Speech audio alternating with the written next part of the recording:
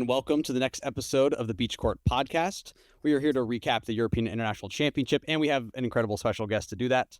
My name is Maddox Corcoran. I'm joined by Eric Ridgway, and our guest right off a top 8 finish at EUIC with Zoroark is Christian LaBella. Christian, how you doing? Thanks so much for joining us. I'm doing great. Thanks for having me.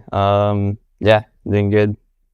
Yeah, I mean, how's it feel back from London? Got a little extra cash in the pockets, and a lot of work you've been putting into Zoroark paying off. How are you feeling? Yeah, I'm feeling great. This is my best result with Zoroark so far, so definitely feels good. I'm still a bit jet lagged though, so still doing that a bit. But yeah, overall feeling pretty good. When'd you get back? I got back like Tuesday morning, yeah. Late Monday, Tuesday morning. Right. Yeah, the overnight stuff, dude. It's hard. Like even like West Coast, man. Coming back from West Coast is so hard. Yeah, for sure. Yeah. The jet lag everywhere. We're fortunately have this week to celebrate and rest it off. And thanks for waking up from a nap to come join us, baby. So. Again, anyone who does not know Christian LaBella, we have had him on the podcast before. We interviewed him after he won the Milwaukee Regional Championships with Raging Bolt. So he is a regional champion as well. Christian does hail from Canada, and again, great weekend for Canada over there in Europe. I mean, I know you were able to ID with the fellow Canadian Lucas Zing into top cut. I mean, how'd that feel? How did it feel like of the home country pride and a lot of you all in the Toronto area? A lot of success this weekend. Yeah, no, it was great. I remember we were talking like towards the end of the tournament. We're like, the stock cut is looking like a Toronto League Cup at the Earls here. I remember before like the last round, there's it was me, Jackson, and Lucas, and we're all like playing the idea with each other, but we realized there was gonna be one down pair, so we were just like all like praying that like it wasn't one of us, and thankfully we all dodged it. Unfortunate for McConney, he got down paired, so he was down paired.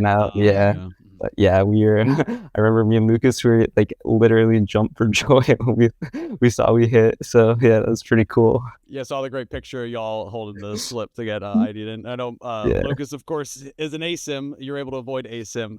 Yeah, but, it happens. But again, the top 8 finish got that nice Charizard top 8 playmat to bring home. Yeah, dude, that mat is so cool. Yeah, you selling it or you keeping it? You framing it? I'm keeping it. I don't know if I'm gonna frame it. It's just like sitting here right now, but pull up to Toronto League Cup. Just Christian rolls out the playmat. It's like, come on. Right, it's not even gonna be special because Jackson's gonna be there in the same hat. Yeah, I was like, oh yeah, that's the one Jackson has. Like, dang it, come on, guys. I mean, you can do like Maddox and just put it in the frame behind you. I mean, sure, yeah, those do look very nice. Yeah, that's good. Yeah, you got options. You got options. So, real quick to give a little history about some of the players. Christian, Eric, I want to hit you a little bit of trivia about each other.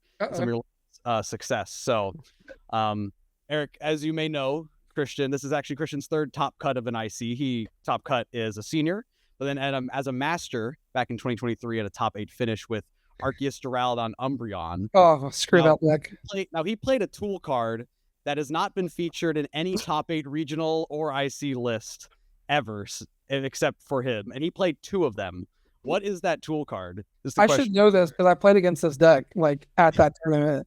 And it, like that actually bodied me. I remember. God, what was that tech card? Christian knows that this is a devious question, right? Yeah, I don't remember. Horrible. I don't have any guesses. I mean, I'm trying Lost to think. Origin, if that helps. I think like Lost City was like the card. It's a tool card. The tool card. What tool cards were even good back then? Oh, it was the Cambo Poncho, right? It was the. No, close. All right. I don't remember. It's Panic Mask. Stand. Christian, I mean, Panic Mask, right? This was, at the time, it was really just Guardy, right? I mean, just... Yeah, it's mainly Spree Guardy, yeah. The Shining Arcana Guardy that would just load up with so much damage. And right. It had to have... It was 40 or less, right? So... Yeah. Did that card feel good playing it? Like, was it good for the tournament? Or are you just like, I want to play this?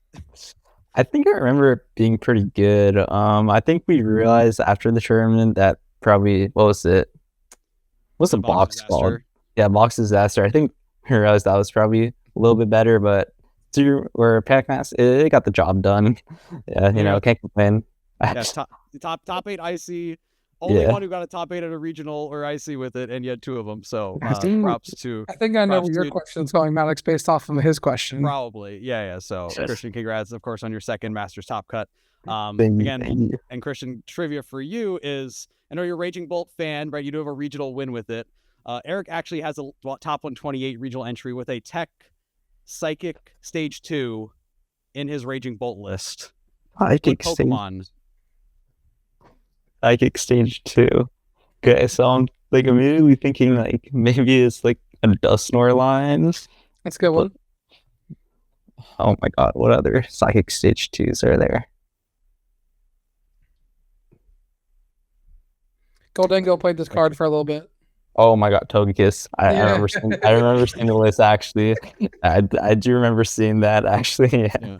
And it was in Toronto as well, where Eric had that. I made day 2 with a flip, like and round. Oh really? Yeah. Yeah, I think I'd be actually like pissed if I missed day 2 because my Raging Bull opponent flipped heads on a Togekiss. Yeah. Well, I think both you and Chris, another friend who played it, both like had the win-ins and hit 2 other buddies that were paired. And there was like what is the Togekiss? Oh my god! Yeah, there was for 2, Christian, on making day 2. So yeah. But back in the Pokestop days, you had a little more ways to find the Candy No Noctowl engine, like you, of course, won your regional with, but another different options. So testing your Raging Bolt knowledge there, testing your Christian knowledge. I thought you were going to go with the Sky Sealstone and Lost Spot. Oh no, that card's bad. We don't talk about Sky Sealstone anymore. So all right, so Christian, let's bring it back to London. So again, real quick, in London, enjoying, of course, the great tournament. Real quick about London, a couple, wanted to get your take on London. Did you enjoy it? Did you get to see some of the sights? And you eat any good food? Unfortunately, I stuck by the venue the whole time, so I didn't really get to see anything. But actually, on the last day before I flew, I got a traditional London meal with some friends. So that was actually pretty good. I heard all these things about UK food and London specifically being really bad. And good, man. I like the food there. What'd you get? Fish and chips, English breakfast? No, not fish pie, something. It was a beef Wellington thing. Hey, all right, beef Wellington. Yeah. There you go. Oh, that was pretty good. Yeah, I haven't had that before. So have you ever done the gondola across the river right there at the Excel Center? I think I did that in 2022 World. That's kind of fun. Yeah, I don't think I've did it or done it since. Yeah. But this year is actually just in and out. Business trip. Yeah. Business trip. Give me my 10 grand. I'm out. Yeah, let me get a quick top 8 and dip. Gotta respect that. For those of you in the comments doing the math, it's 10K Canadian. Yeah. The beaver bucks increases the value a little bit or decreases depending on the way you look at it. Yeah. So again, let's jump into kind of your story with Zoroark, Christian, right? So you win the Milwaukee Regional Championships with Raging Bolt, played again to Portland, able to skip NAIC because your invite's locked. It comes time for Anaheim. Raging Bolt Regional Champion does not show up with Raging Bolt, but you show up with a Zoroark. You had a little quieter 5-3 finish at Anaheim Worlds, but talk to us a little bit about, again, even going into Worlds, knowing that you stuck with this deck for quite a while, is what appealed to you about Zoroark, and what made you feel comfortable making the switch and then eventually spending so much time with the list? So for Worlds, well, at Portland was the regional where I knew okay, Raging Bolt it's done. I can't play this anymore, because that's when H Chow and Michael Davidson, they were playing the Evos in their list, right? Mm-hmm. And Raging Bolt is really good because it can be guardy a decent amount of times because you just don't let them get a Gardevoir out, and until they can't come back in the prize race, right? So now that they're playing Evo, I think they got 2 Corellios. The matchup is pretty bad for Raging Bolt because they can consistently get guardy out pretty fast. So that was kind of the point where I'm okay, yeah, we definitely cannot just take a bad matchup to guardy. Let me look at the decks that has a good guardy matchup and a decent matchup against the rest of the spread. So this is also the point where I started testing with Liam a lot more, and obviously, Liam, he loves Zoroark and he's leaning towards it. So he's like, yeah, you want a deck that beats Gardevoir and has a decent meta spread? Yeah, here's Zoroark. You have a dark type attacker who also is a really good draw engine, way better than like all these knocked out decks, right? And then the other popular decks at the time, it was like what, Grim, Dragapult, Goldengo.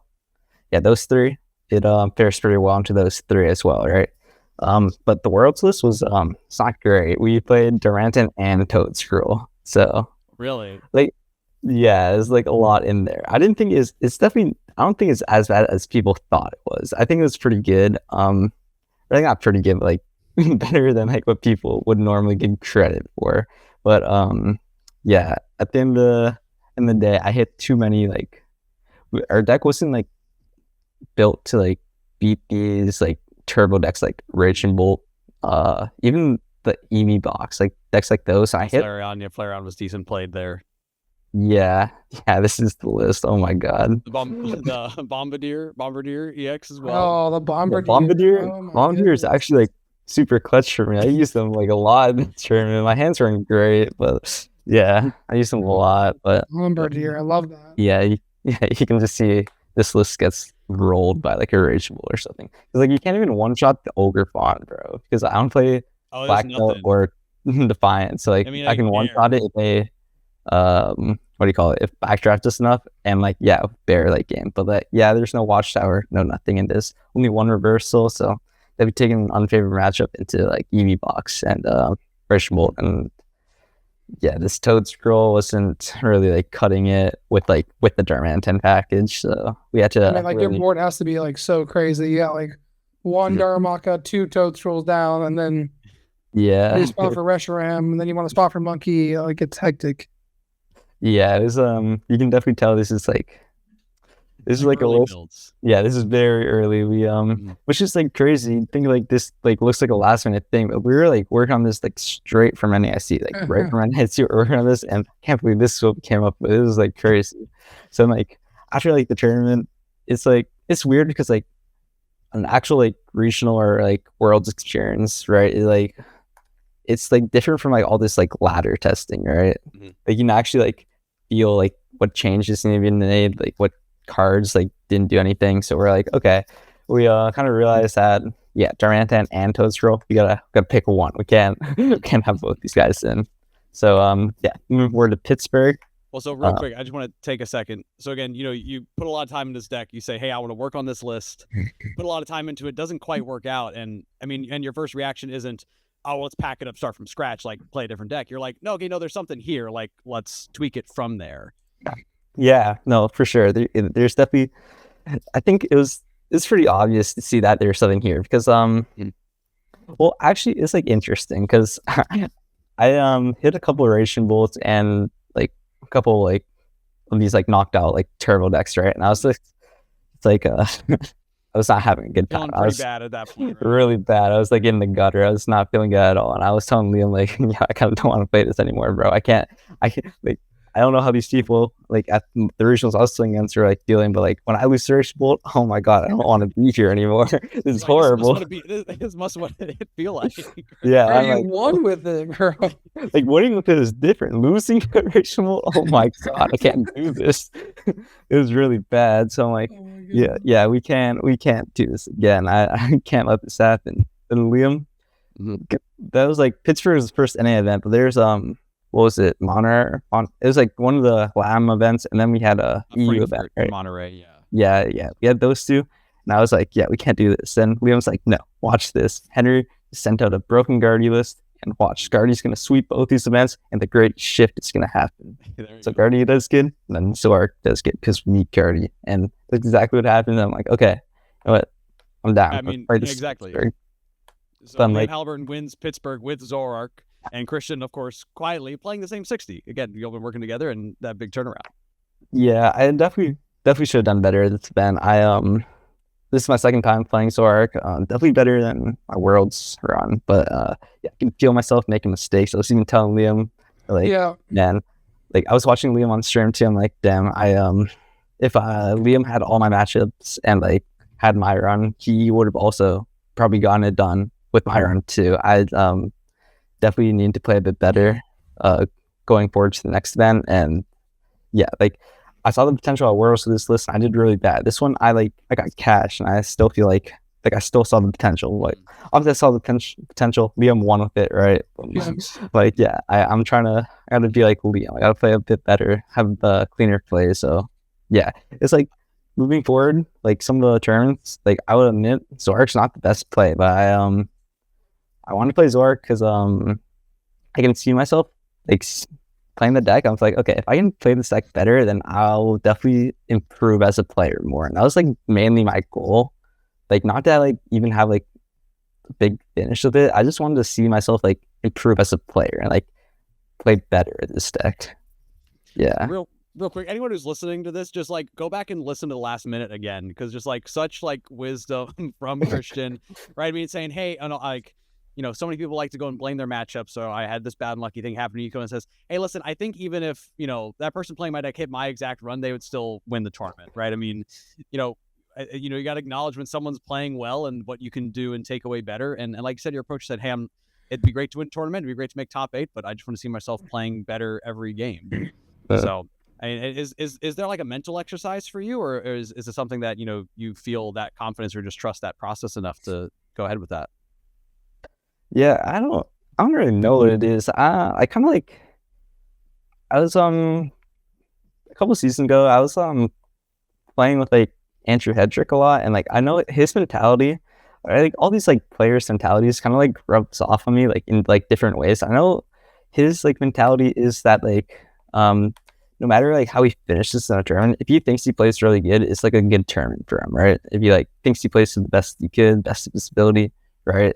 He thinks that it's a successful tournament, even if you got like day 1, right? You didn't make day 2. I'm like, okay, I like that mindset. Just no, maybe the tournament was completely out of your control and like didn't day 2, but like, you know, as long as you play good, like that's like what you gotta like keep doing, because eventually, like if you're like think you're playing good to like all these tournaments, but like not whiffing, like you keep missing day 2, you can like you're gonna like get there eventually, and you're gonna do well, right? If you think you're playing good, or maybe like it also helps you realize like, yo, maybe I think I played really good, but I didn't get day 2. Then like you realize, okay, this deck's not good or something like that. You like realize something wrong with your process or something, right?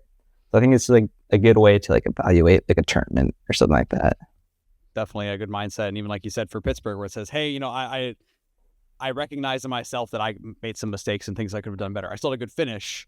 You can still cash, but I knew that I could have done better with more prep. And again, taking that back and then iterating on it, and again, continuing some pretty strong runs with Zoroark. So moving from Pittsburgh, we take a break off from Milwaukee for Gardevoir, but you know, still a solid 33rd place finish. And then back to Vegas again with Zoroark, and then Liam in finals again with the same Zoroark list, right? So, I mean, at this point, are you just like all in on this deck? I mean, like, you know, how do things go from there? Yeah, at this point, like I noticed this in the past couple tournaments I was playing with Zoroark, but I'm like, okay, I definitely want to stick to Zoroark. I think Zoroark is like a really unique deck where like you can like build it in so many ways that can like be good for like a certain meta, right? And like also it's one of those decks where like it's like off meta enough where like a lot of people don't know how to play against it like properly, and like you can catch your opponents making a lot of mistakes. That's where like a lot of your wins come from. Like your opponent's not setting up their boards properly, or like they're not pressuring you like properly, right? They're not targeting the wrong things, right? And they don't know like when to swing into your Zoroark. Like all these like things, like, not a lot of people can do it properly, and that's like something that's really cool about this deck. Also, it's like the best Strange in the game, right? So yeah, love to have that too. But I think and also I was like working with Liam, and Liam's like the best Zoroark and Zoroark player in the game, right? So it's like gotta have this buff going into an event too, right? So yeah, at this point, I think past Vegas, I'm like, okay, I'm just gonna play Zoroark for the rest of the season. Yeah, and do my best. Yeah. There you go. And of course, you know, that brings us kind of all the way to preparing for EUIC. Right. Eric has a couple things to kind of, you know, want to check. You know, what was your method of going into there? Eric, I'll pass it to you. Yeah. I appreciate all the insight there, Christian. Like people don't think like that, and it's very refreshing to hear it. So hopefully our listeners got something from that. But talk about your preparation going into EUIC. Was there like any specific matchups you were like most uncomfortable with, and like we're really focusing on testing more? Yeah. Yeah, definitely. At Toronto was my worst result of the season by far. I went like 3-3 drop. I hit the mattress shred was round 1. I hit a mirror. Then I hit a couple like 2 Dawn Stars, and I hit a Surge Ledge. I hit 2 more Dawn Stars. Ended up 3-3. I'm like, okay, I need to reevaluate, the deck, reevaluate like how I'm playing against Dawn Star and all this. All right, so yeah, Toronto. The list I played in Toronto was it's just standard Zoroark Toad Scroll list with a 1/1 low punny. I had 2 Watchtowers, and yeah, I found myself losing. I beat 2 of the Dawn Stars, so I lost to 2. I'm like, okay, I'm not feeling that great about this matchup, and especially going into EUIC, like these EU players, I know they love Charizard. Like you love Charizard a lot, so I'm like, okay, I need to feel more comfortable with the Dawn Star matchup.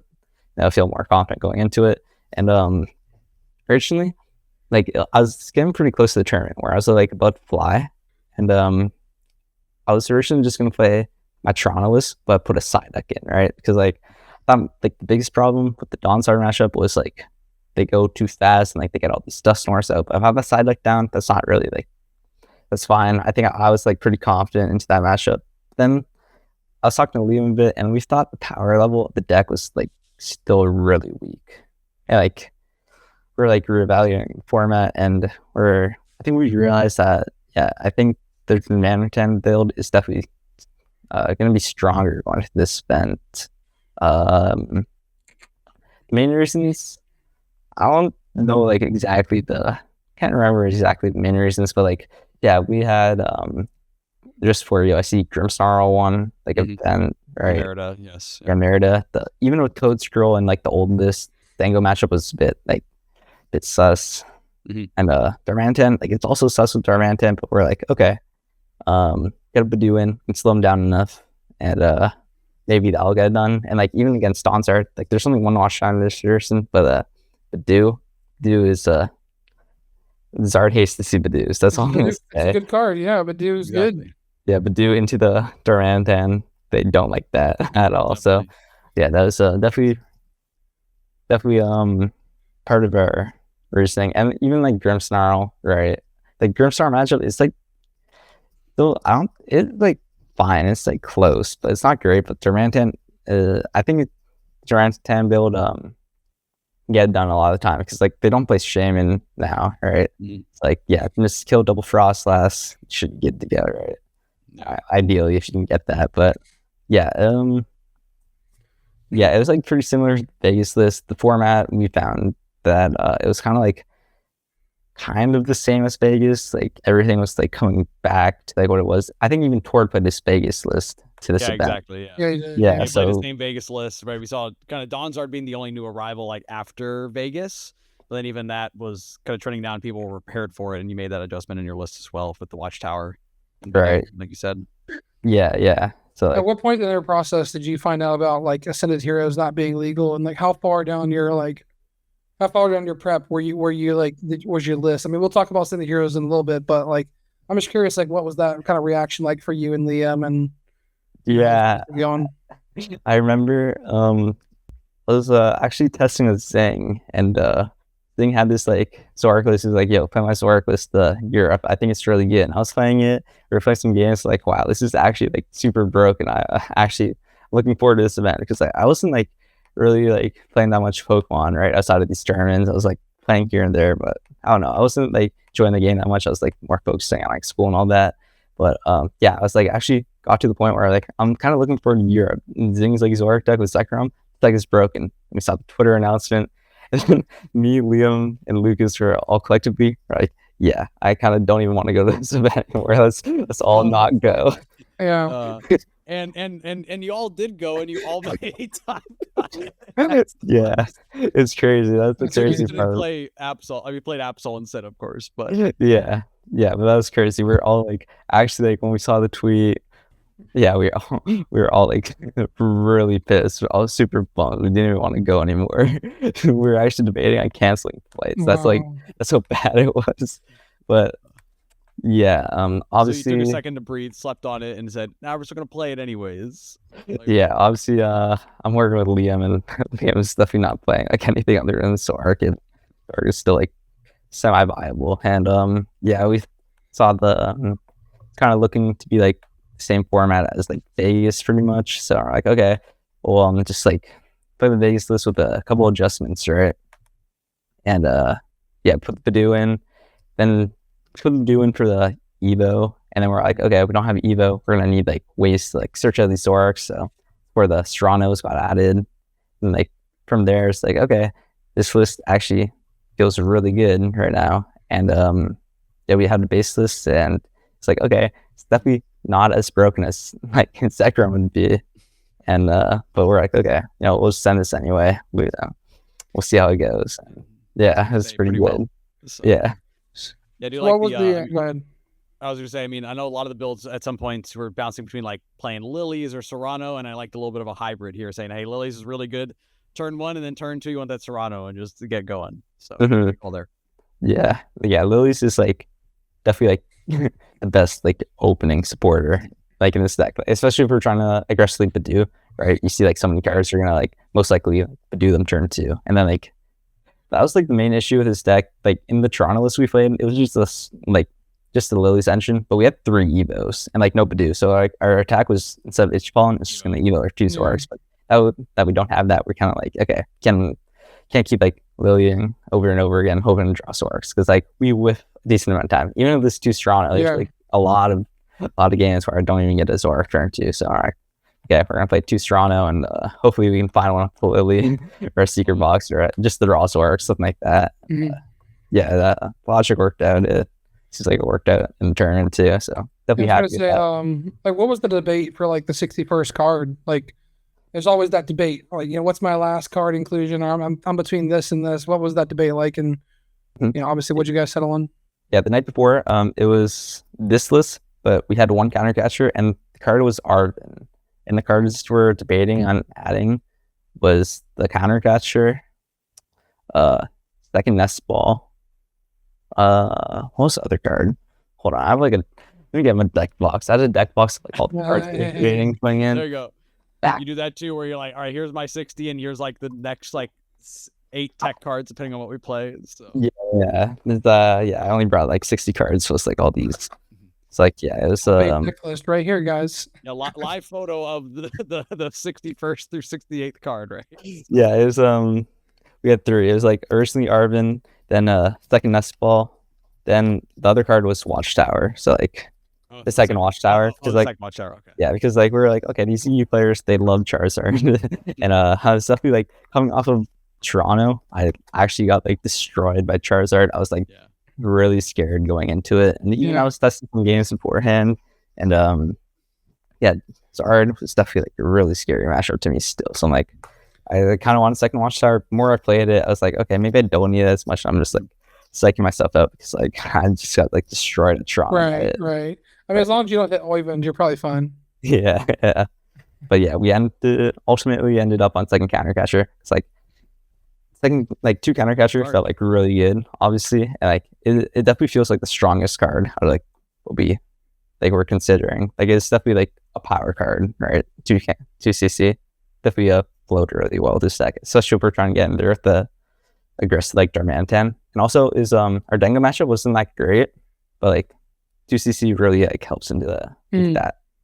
Definitely puts pressure on just with Darmanitan and reversals and counter catchers a lot of ways. So of course we go to EUIC and look at the meta, and we're showing it here real quick as well. But and even if we turn the grouping on, right, we see Dragapult just so dominant throughout. And again, that deck you're a little worried about Charizard a little, 10%, which is a decent number, but you hit 3 of them in your run and you still beat all 3 of them. So Charizard down in play a little bit from kind of what we saw in Toronto, and still unless you're I mean, how did this meta kind of compare when you saw the graphic as soon as it was posted? How are you feeling with your choice? If you saw it at the end of round 2, you're 201 at the time, right? How are you feeling with the choice when you see the graphic? Are you like, I'm not gonna like, let's go? I'm not gonna lie, this is my first time seeing the graphic like right now. I didn't look at it at all throughout the tournament. I just in my mind I was just like, okay, most popular decks, Dragon Bolt, Guardy, always gonna be up there. And I know Goldengo, Zoroark Dengo, a lot of EU players really into this variant. So I'm like, okay, these three for sure. And then I was talking about Zard, these EU players love Zard too. It's like, okay, these top four, it's gonna be top four decks. And as you get more in the tournament, deeper in the tournament, I think the top players, the Japanese players and Tord and all those guys, they're gonna be playing Absol. So later in the tournament, I think I'm gonna be playing a lot of Absol, and it's these four, and then Absol later. How do you feel about the Absol matchup? With this version of the list, it's definitely close. In the list I played at Toronto, the Absol matchup was really good. Now it is close to 50-50 because you only have one Reshiram, right, in my list, and 3 Nice Stretcher. They play an EUIC. It's really bad because they can like that. But even if they don't, it's really bad because my hand, if I boss a monkey, right, but I have these Nice Stretchers in my hand, I can get out. They can just boss my Reshiram and snipe a Stretcher. My position automatically gets so much worse than what it was because they can just run me out of a Reshiram attacker very easy. Wow. But fortunately, they're cut down to 1 stadium, so a watchtower at the right time shuts off the draw a lot, and they recently whiff gust a lot of the time. So it's it's okay. It's a fine. I was fine with it. It's definitely not a bad matchup. It's definitely close, but definitely it's whatever. I felt pretty comfortable going into it, depending on the list, because not a lot of the lists were playing EUIC anyway. That was EUIC or Cornerstone. Those were the 2 things I was really scared of that Absol was playing. Tord played the Cornerstone. I was really scared to hit him. That was his record for a decent amount of time. But yeah, it's if it was the list Lucas played, I was pretty comfortable into it because it's 50-50. I think it's probably slightly in my favor since they only play 1 stadium, right? But that'd be close. Yeah. All right. So again, you did end up beating a Absol box in day 1 at round 5 to bring you to 4-0-1, and then you close out the day. You're a 6-0-1. You lose the last round of phase 1 to put you at 6-1-1 going into phase 2. I mean, how are you feeling at that point, right? Had this momentum, lose the last one of the phase 1. You got to play another game. I mean, how are you feeling in that moment? Are you saying, I just got to win out from here, or are you, at that point already, or are you just saying, you're just saying I'm going to play one game at a time? I mean, what was your mindset going to that phase 2? Yeah, I remember after releasing that, I almost seeing my record 6-1-1. I was satisfied with how it did race 1, right? I was okay, I just lost to Grim. We came in Grim's not the greatest matchup, so it's definitely a reasonable loss. It's understandable, right? We have the 1 monkey. We do have the Darmanitan, but if they Monkey Evo 2 Frostlass, their board gets pretty scary pretty fast, right? Especially if we don't get Zoroarks in play that fast. It's it's fine I was fine taking a loss to that. And I was telling Liam this throughout day 1. I was I'm actually really happy with how I'm playing right now. I'm feeling I'm playing Zoroark the best that I had this season. So I was really happy with the way I was playing, and I was pretty confident I could cut this one with the way I was playing. And the way I saw the meta to be, I was looking at the top tables and okay, these matchups are actually not bad for me. And yeah, I thought I was playing pretty well too. So yeah, definitely my mental was definitely not bad after taking that loss. That's good. I mean, it's a tough crowd as we're going into, right? And you end up winning that first game of phase 2, last game of day 1, and then win 4 in a row to be able to safely ID with Lucas. So real quick, any of those games or any wild moments that you want to call out in that phase 2 that was just oh, I needed this to go my way and it happened, or just actually I was playing perfectly, no sweat at all? I definitely was not playing perfectly, that's for sure. I was definitely making a lot of mistakes, but yeah, there's a bunch of crazy moments. Is there a big moment that you think of and bro, guys, I'll never believe what happened this game? Yeah, let me see my matchups. The one that comes to mind immediately is the round 1 of day 2, or the round 1 of day 2, still in day 1, right? Now the Charizard, still Charizard, right after first round phase 2 with technically day 1 still, right? It's crazy because I hit a Zard, right? Zard pitch shot, like not Don Zard, but like yeah, Zard pitch shot, and like this matchup, I don't like Zard, right? I'm very scared of it. Game 1, after game 1, my mental was actually like destroyed, actually, which is crazy. That I was feeling pretty confident after like the Grim Snarl, but then I hit this guy, and it's like not good because like at the end of game 1, it like my odds to win are really high. I was like, I knock out his only Zard, Iono to 2. There's a Watchtower in play, but he's down like all the stadiums. So I'm like, and he has a Charmander on the bench, no energies in deck, 2 cards in hand. He has Tatsugiri, so he promotes Tatsugiri. Like, okay, my odds to win this are really good. Also, he's down Fez. He doesn't have Fez. He doesn't play Nice Stretcher.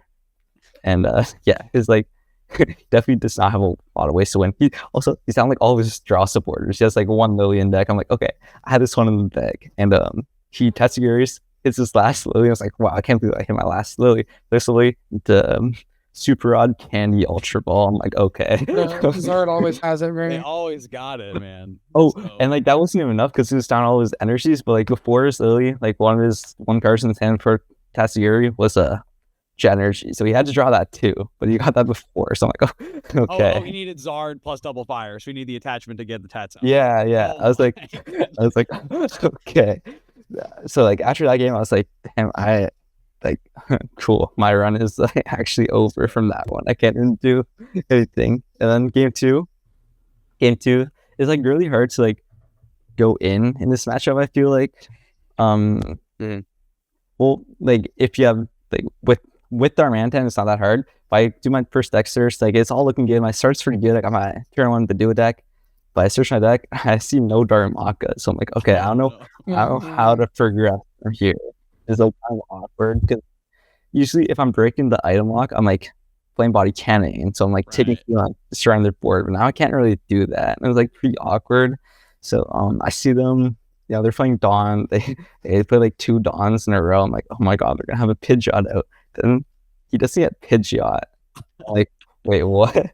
And he like set up his board.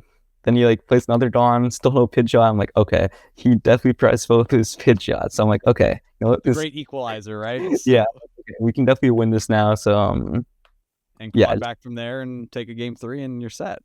Yeah, and then game 3 was like really close. It was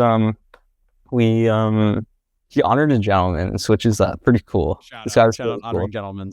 I had 3 people honor gentlemen against me, and like these EU players are so nice. To be fair though, in like this Charizard one, like the gentleman, if he didn't honor his gentlemen, I'd be pretty pissed because like his odds, he had like a 40 card deck and he had to top deck exactly. What did he have to top deck exactly? It was like, it was exactly.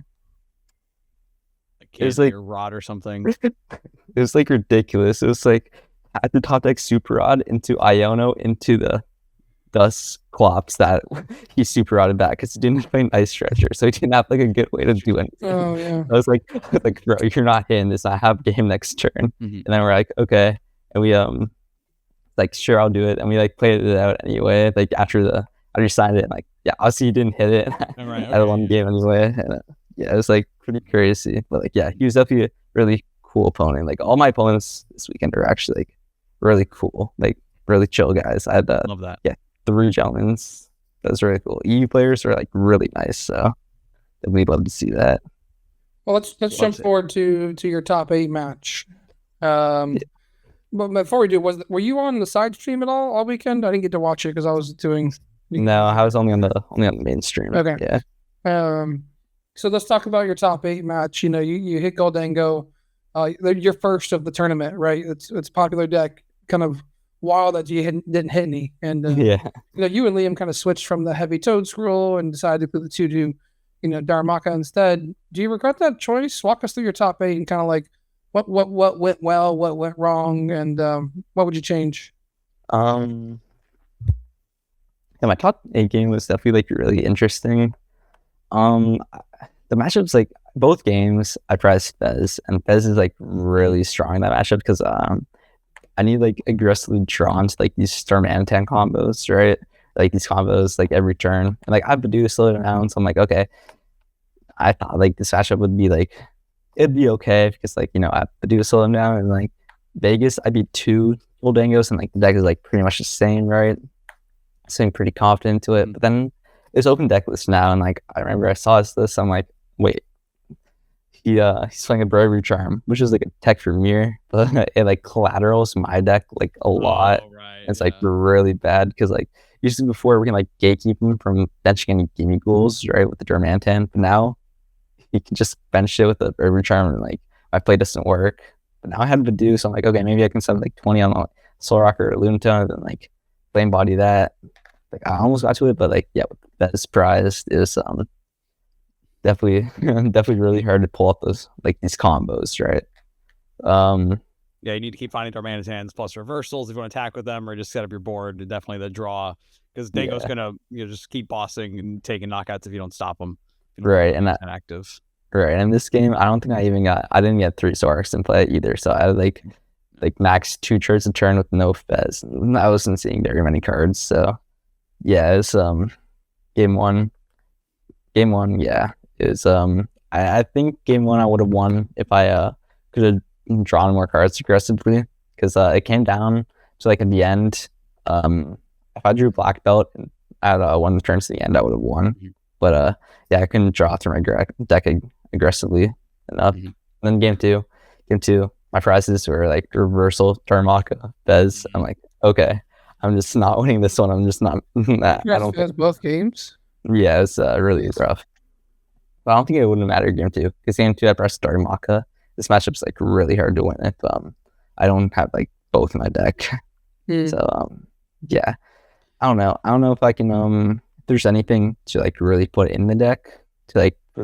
Well, I mean, there's like stuff to put in for Dango if you really want to beat Dango, but like the things you want to put in for Dango don't really help in like any other matchups. They're kind of like making your deck worse to like beat this one matchup. Like Dango is popular, but I don't think like the exchange is like worth it to like make your deck worse, to like make this matchup like a little better. But yeah, I don't know, because like you can play like a Tool Scrapper, right, to like get rid of this Bravery Charm if it comes on a Dango or a Gimme Goal. I mean, then you got to like draw and like I don't know. It's like another combo piece you need, right? Yeah, right. This like matchup is like the most high roll matchup in like your whole matchup spread, and if you gotta get lucky to beat this one. It's definitely doable though, especially with Vadu. Vadu helps a lot, but yeah, it's definitely gotta draw pretty well for the Dango matchup. So yeah, I don't know going forward if I'm gonna make any adjustments for Seattle. If I am, I'm gonna respect Dango more. Just get second, so might have to respect Dango a little more. But I don't know what else I can really do with this list to like better improve the Dango matchup. Yeah, it's all about that balance. And sounds like you're going to Seattle. You got one more run in this format, and then you get Zekrom back. You've been expecting it, get that ready to go. Yeah. So we kind of want to hear your takes on Ascended Hero stuff, but real quick, we need to shout out sponsor of the Beach Core podcast, FCBCR for sleeves. Again, not sure what sleeves you were using, Christian, but if you need some FCBCs, we'll hook you up for the next tournament.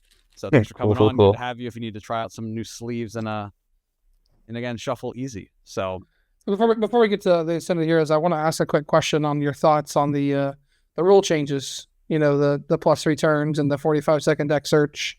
How'd that go like over the tables? To be honest, the 45-second deck search, I didn't notice it. I'm not like one to like sort my deck and like aggressively like check all 6. So like that didn't really affect me. I'm pretty quick with it. I only check like relevant cards in like the matchup, right? Like against Dango, right? I check like reversal, Fez, the Rantan line, black belt, like all those things. So it's like stuff like that is like really like easy to check, and I can like do that pretty quickly. So like I didn't really mind that one. +3 turns.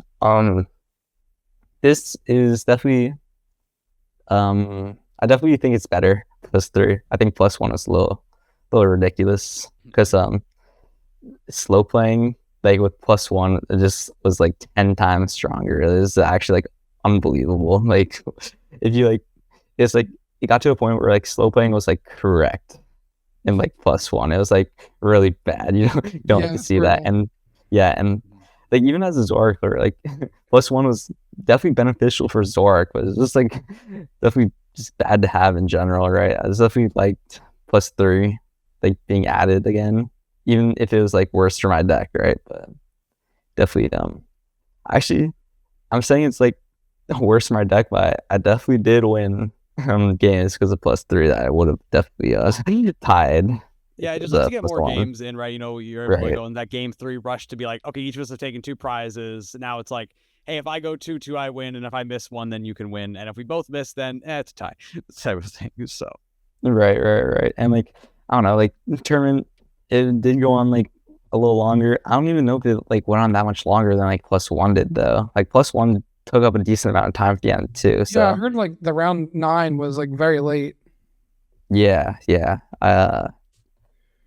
Yeah, it was very late. I remember I ate dinner at like 11 that day. Coming back, I'm like, I was like, it's Back at crazy. 8. Yeah, that's rough. it wasn't enough Yeah, time to so, explore the city because you got to play round 9 at 9:30, yeah, it was, right? yeah, it's definitely awful. Like it's like one of those things where it's like I don't even know like what you can do to even change that, right? There's just 4,000 people in this one, right? There's like not like a lot you can Yeah. really like do, right? It's like I don't even know how to fix this issue, but definitely think +3 turns is like better for the game than like +1 for sure. Definitely happy to have that back. Great. Yeah. Glad you're able to get some extra wins that might have been ties otherwise, with some extra turns. And again, I mean, you know, we get to enjoy this the rest of the season with a little more time to get some more match wins. For sure. All right, and I know you've been cooking the sauce with Ascended Heroes format. If that's all right with you, we want a little bit of your take on it. You know, just give the listeners a little taste of what might be I expected. think you could from just like Zoroark put the Ascended. 60 up and I'll share the screen and we'll just like announce it live here on the Beach Court podcast for all of our listeners. Yeah. Well, to be honest, like, is the new format like with rotation? Like, No, Ascended Heroes, yeah. So Ascended Heroes. So March Houston. 6th for Houston and Puerto Rico. for Orlando after that. So that's we had Ascended Heroes. We get the Zekrom, but it's before rotation, so everything. Oh, it's before rotation. Okay. You still Yeah, got Dingo, still got Gardevoir, still got all that. Okay. Yeah, I had actually no idea. I just remember for EUIC, it was like really standard. It was because like the list we were playing before UIC, it's like for UIC is there's like no text. It's like 1/1 Toad Scroll. That was it. And then we just had like the Zekrom in. We had like no aggressive, Vitvian, like, no Haluchas, none of those things you like? I think we were trying Halucha for a bit. Yeah, I don't think. Yeah, I've seen Halucha. Yeah, I don't know. I don't think we played Vitality Band. I think we had Defiance Band. I think. That's good. And we played like a Lily Engine. Yeah. Yeah, that's like all I can remember from it. It was like pretty standard. We just wanted to see like how good Zekrom is, and we just played like the super like vanilla list that like yeah, just functioned. And yeah, we were like, damn, this this list is like pretty basic, and yeah, it's like just better than every Zoroark list we played, bro. Like, and we're talking to Liam, like we saw the announcement that like we can't play Zekrom. Like, man, bro, like every other Zoroark list that like doesn't have Zekrom just feels so bad. Like, no, like we got a taste of what Zekrom feels like, and now they took it away, and like we don't even want to play Zoroark anymore. Like, yeah, Zoroark definitely really good, especially before rotation. Because like if it was after rotation, I heard Festival Lead's gonna be a deck. It'll be really cool. Yeah, so we gotta watch out for that. If that's I hope not. No way Festival Lead's gonna be a deck. That's what I'm saying. I'm like, we still make this a deck. No way. I don't know if I can play Zoroark if like I'm going to a tournament. Like, yeah, my worst matchup is Festival Lead. I don't know if I can do that. Would you rather your worst matchup be Raging Bolt or Festival Lead? Right? What's Good your question. Oh my god. Good question. I'd rather not go. All right. Well, so I'll give us a little preview because again, some folks are kind of figure out like the right way to approach this Zoroark list, like with Zekrom. So, I mean, is it going more turbo? Like, are we saying, hey, we're ramping up our PP ups and our Ends Castle and just like playing it like as a 2-prize race deck? I mean, or is we still playing a flex deck with some of those tech attacking lines like the Darmanitan? Yeah, to be honest, I haven't tested it at all that much. But I remember the list I was playing, it had like 3 PP up. So we're definitely going. There's no Darmanitan 3 PP up, so we're going that approach. I haven't played the other one, so I don't know if that's like better. Yeah, I have no idea. But definitely the 3 PP up list, I felt really good. So definitely not a bad play if you're leaning towards that. But yeah, I gotta look into it a little more. But Yeah. Oh my god, that deck is actually so disgustingly broken. I'm not going to Houston. I'll be at Orlando, so definitely excited to play that there. Definitely. Orlando's Orlando's last one in rotation. Yeah. Yeah, so last one that'll in be rotation. Yeah. Yeah. So I'm curious. I mean, you mentioned the Halucha for the Goldango. What do you think are some other like tech options to consider as attackers? Obviously, there's a Darmanitan. Is it going to be viable next format? With the Zekrom and and the Reshiram. Like, what does the split of the attackers kind of look like? What do you think on the? That's a lot to fit into a deck, and your bench. Right. Are we playing the? I got it somewhere. Are we playing the supporter where you can take 2 extra prizes or whatever it is?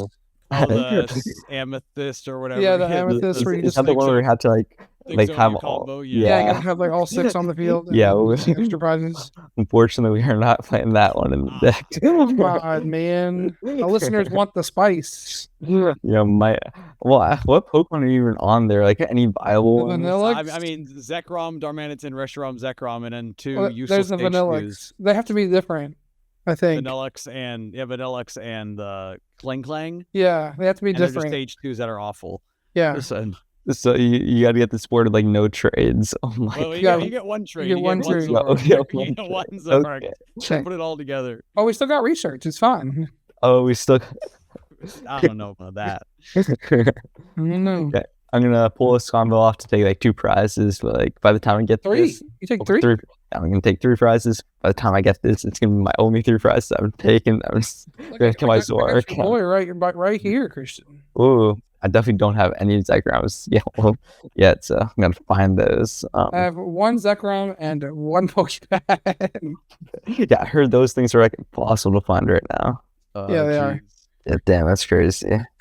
Yeah, but yeah. Anyway, hackers. The list I was playing for like a little bit was 1 Reshiram, 1 Zekrom. I think I probably want 2 Zekrom though. I think like if I prize that, it's just like just feels so bad into like so many matchups. I could be wrong. Maybe not yet. Maybe next format I'll be like you probably need 2, but I think going to Houston and Orlando. I think 1-1 Zekrom Reshiram split for like those attackers is like fine. I think that's probably like the way to go. Then they can play like Darmanitan line too. I don't know if that's like if you even need that anymore because you have Zekrom. But yeah, I'm not sure. I think I like the 1-1 Toad Scroll for Dango. Respect Dango. Yeah, I don't think you can also hit him for 260 with a damage bot into Zekrom, which is nice. Right. Yeah. Like I think Dango is definitely super favored. Or not super favored, but definitely favored now with Zekrom. Like if you play a Toad Scroll, right? Because just the Toad Scroll enough was like alone to like make the matchup like close before. Now you have like the Toad Scroll and like your Zorks are like one-shotting the Dangos. Like yeah, it's definitely too much for them to overcome. And then like your matchups like outside of that remain like pretty much the same. But now you have like more deck space because like I only had a 1-1 Toad Scroll line in that list. So like, and before it was like 2-2 and like a bunch of Evos, right? So like that's like even if you play like a bunch of Evos, that's still like 2 first spaces, right? Because you're moving like a 1-1 line. So yeah, I think like add like more consistency. So I think like I don't think you need the Darmanitan for Orlando and Houston, at least right now. I don't think. So I think like just making your deck like as consistent as possible with like a 1-1 That's all the spaces. That's 4 spots. Right, yeah. So I think that's probably like the way to go. So let's talk about the A spec. I mean, it's traditionally been like Secret Box. Sometimes it's been Prime Catcher. A lot of lists lately have been like kind of respecting the mirror and playing Cape. What are your thoughts on kind of like the best A spec for the list in the Heroes format? Yeah, I think it's always going to be Secret Box. Yeah. I don't know. I was pretty open to like the demos. I'm like, if we're playing Zoroark and our expect is not Secret Box, I'm not playing the deck. I don't think. So it's a deal breaker for you, really. Like it's that essential to just the consistency and the power of it. Yeah, Secret Box is like so. Yeah, it's so good because yeah, I don't even know like this. Like I feel like when I'm playing Zoroark, like my biggest like concern is like setting up. Yeah, I agree. I agree with that. I think like your ace spec should be targeted to like to achieve this like goal, right? So, yeah. Secret Box also like, especially if you're letting like Darmanitan or like even like Toadscrow, right? It like helps you like get these like combos up, right? Right. It gets you it can get you the Toadscrow if you're playing a Kilda, so you can get like Hilda from this, or like you can get the Nice Stretcher, the Toadscrow, or like even just for Darmanitan, right? That's like Counter Catcher, Black Belt, or whatever. Like I don't know, Secret Box is like even it's just like a card that's like always good.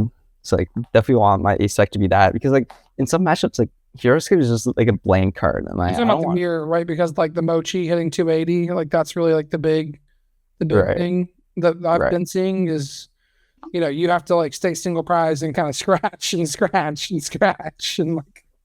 Right. Yeah. I was like thinking that, but then I'm like, well, I don't want to waste my ace spec on this because I feel like there's a bunch of other cards that get this done. Like Rigid Band, I think Rigid Band just does the same job, right? Yeah. Like this is not an ace spec. So okay, well, you heard it here. Rigid Band in Zoroark. Yeah, I don't think Hero Escape is the way to go. I don't know. I'm just a firm believer that like Zoroark needs Secret the Box Secret Box cards. Yeah. The cards are ridiculously broken. All right, we got one last listener question for you. How much of the meta share do you think Zoroark takes once it has Zekrom? So right now it's like, down to like 3 to 5%. Even online, it's not getting like over 6 right now.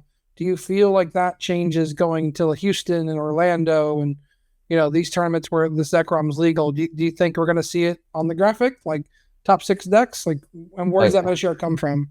Yeah, for sure. It definitely does. I've seen like a lot of people online, like a lot of like I've seen like the EUIC post got announced that like it wasn't going. I saw like a lot of people bummed out that they can't play Zoroark, and like I don't think they've ever like played like Zoroark like this form like without the Zekrom. So it's like, yeah, people are definitely only gonna play it because like Zekrom. I think like the deck's like actually this like disgustingly broken with Zekrom. Like it's like pretty good right now. Like this Zekrom card is like a insane buff, right? Shred and 250 is like disgusting that like Zoroark has that with the actual draw. Shred is really good. The Shred it's insane, dude. Do you see that meta share coming from like Guardies that are scared of Zekrom? Like where do you see that meta share coming from? Maybe the Guardies that want to trade again, right? So. yeah. Where's it come from? Well, I think people are gonna realize that Grim is like not a great deck. I don't think that deck's that good. So like I think like a lot of people who are like playing Grim to this weekend, and they realize, you know what, maybe this deck's not it, and they're gonna be like, yeah, let me get some Zekrom, let me play some Zoroark. Let me play a dark type with a draw engine, right? Yeah, right. Yeah. I don't know where it's gonna come from. Probably Guardy. There's like a lot of people that I know like they buy Henry Trout's Discord and like, okay, I have a broken Guardy deck, right? And like this is like best deck in the room. And I have Henry's guide here to like how to play this deck, and they're gonna do that. There's like a lot of people that do that. Nothing wrong with that, right? And I got like Liam Halliburton, right? His Discord, he's doing the same thing, but with Zoroark, and that's probably gonna be the new best deck in the room. So like those players like do that to like Liam's list, right? Yeah. Playing it. So they're probably gonna come from there, I think. Yeah, well, I appreciate that. Let's get some good insight and send it here's format. Be here soon. March 6th, it'll be legal for play. Yeah, it's coming around soon. All right. I mean, and that's really going to kind of do it for us here. I mean, Christian, again, thank you so much for joining us. Again, congratulations on your success. Yes. Another IC top cut as a master. Again, incredible accomplishment. Congrats for that. Thank you. Real quick, want to give you a quick chance. Anyone you want to shout out, anything you got coming up that you want listeners to be on the lookout for? Of course. So shout out Liam. Now he just like with me. He definitely big contributor to the deck than I was, for sure. So shout out Liam, shout out his Discord, go to his Discord. Yeah, posts all this list and like his thought process and all this, like answers like a lot of questions too. So if you want to play Zoroark, go here. And also Lucas Singh, he's making a Discord too, and he's actually like also an insane player too. So make sure to be on the lookout for that. He's gonna drop his soon. So nice. Shout out those two things. Also shout out Endgame if you're wondering what sleeves I was using in like Top Cut. Those are the sleeves I had on stream in my top 8 games. So nice. Endgame.